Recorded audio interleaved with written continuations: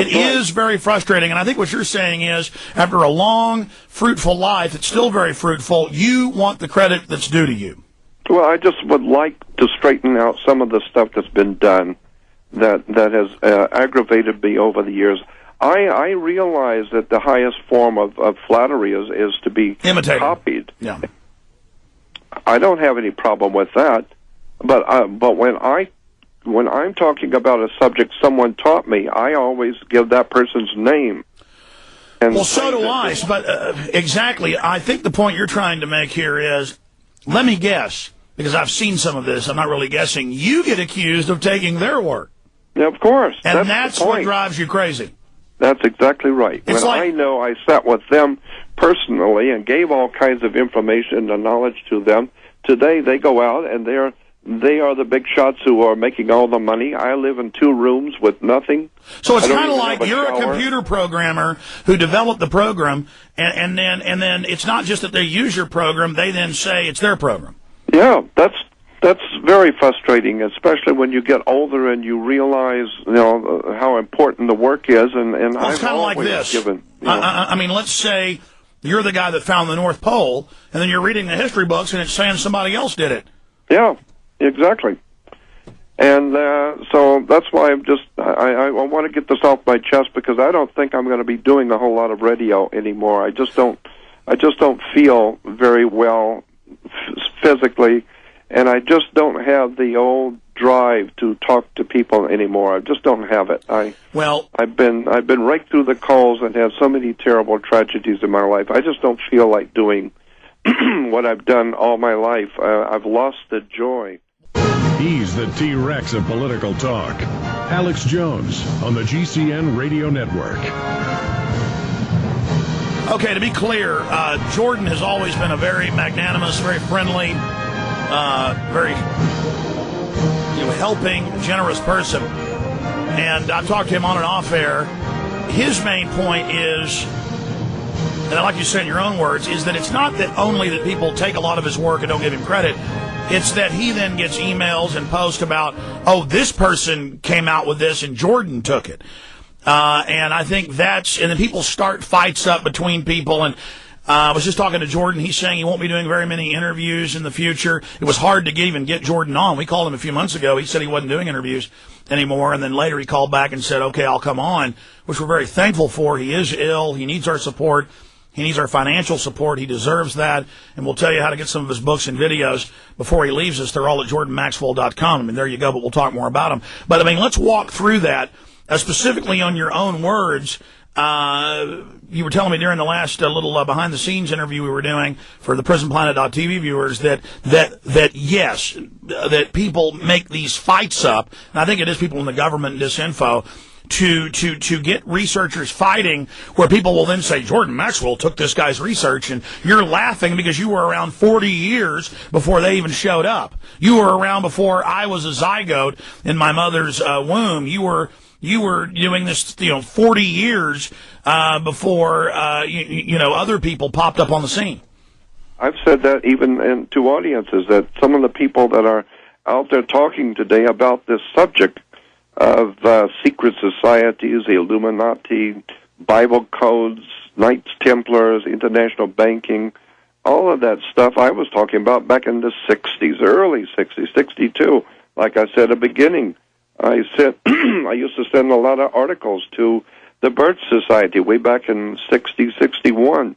I was giving a lecture in downtown Hollywood, in East Hollywood, to a Christian group the day that John Kennedy was assassinated. I was giving a lecture in downtown Hollywood on secret societies and occult religions in 1963 when Kennedy was assassinated. I've been talking about this stuff for 48 years. Well, we owe a debt to you. I mean, let's briefly talk about some of the shoulders that you and others stand on so that we can stand on yours in this fight against tyranny and lies and fraud and dehumanization and greed and control. You were saying Myron Fagan. What about Eustace Mullins? I mean, his work on the Federal Reserve, he really was the guy helping get the book. Oh, yeah. And Eustace Mullins did tremendous research for days and weeks and months writing and has paid the price for Ezra it, too. Pound. I mean, he helped get And the... Ezra Pound, absolutely, and many before that. So, and I've always said, and I'm famous for saying that I'm not the world's foremost authority on anything. I'm just an ordinary man interested in extraordinary knowledge. Well, I think the key here is, though, you codified so much of it, and before you came along, you'd have to go read 100 high-level Masonic books. You'd have to go to the libraries, look at the real meanings of gods. So what you did is, that knowledge was there, but that was kind of their internal knowledge, and so you did bring to the world so much of what's going on today. I've seen online people trying to create a controversy between you and David Icke. Tell me, I mean, just to set the record straight, because people try to stir up stuff between you guys, let's set the record straight. What's really happening there? Well, I appreciate that, because I've been wanting to talk about this for a long time, because there is I get a lot of emails and phone calls about, well, you said this about David Icke, or David Icke said that. First of all, I don't have any problems with anything David Icke is talking about. As a matter of fact, I gave him a lot, and he's gotten a lot from me.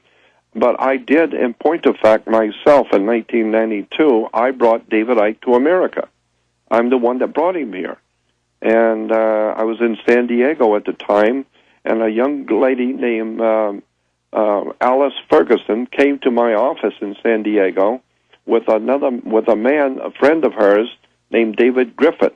And Alice Ferguson, David Griffith came to my office. I was pretty much running a company down in San Diego called Truth Seeker Company, and she asked me if I would help bring her friend to America, who was very interested in all my work, and he was trying to do the same thing in England. So I said, well, who is this person? And so she said, it's David Icke. So I listened to her for about an hour, and we talked about it, and I said, all right, I'll tell you what I'll do.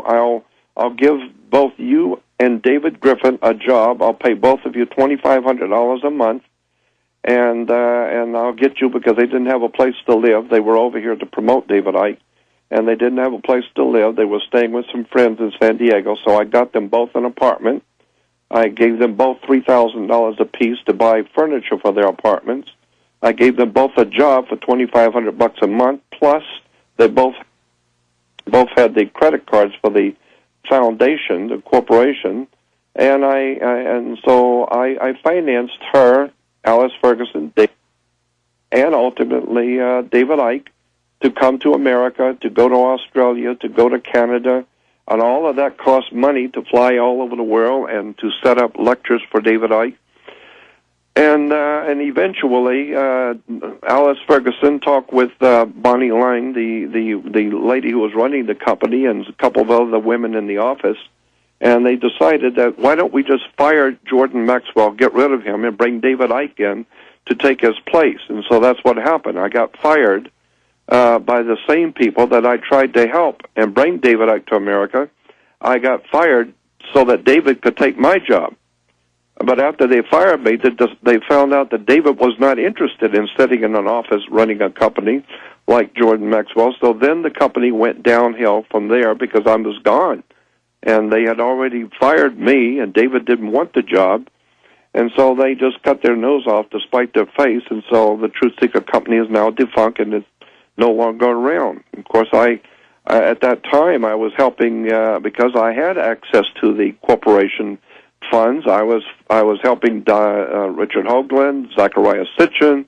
As I said, John Rappaport had no job. I called John Rappaport, gave him a job, got him started again, and he went out and wrote a book on my work called Secret Behind the Secret Societies. So all and of course, I don't know if we were on the air at the time when we were talking about the Fritz Springmeier with the bloodlines of the Illuminati. All of that was taken from me back in 1988 by Fritz Springmeier's girlfriend, Gloria Mascarella. So all of these people that I have, and of course, I was giving lectures in the motion picture studios and all the different recording studios back in the 70s and 80s. I was going around to motion picture studios at night, and just the working class people in the studios would give me a pass. Yeah, I know. Some say that they took the idea for the Matrix from you. Is that true?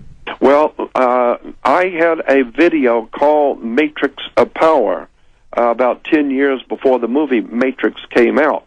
But I don't think that well, maybe they might have been influenced by the Matrix because it was a big seller when it came out. One never knows. But what I do know is that directly from my video, with one of my first videos ever done, was called the Basic Slide Presentation. And if you get my Basic Slide Presentation, that's the one that made me famous all over the world, and it was a 2-hour video. Out of that, at the very beginning of the Basic Slide Presentation, and get that and watch it, and then get the movie Da Vinci Code. And it is exactly, word for word, exactly in the Da Vinci Code. At the beginning of the movie, they introduce Tom Hanks as the world's foremost researcher in occult societies and secret societies,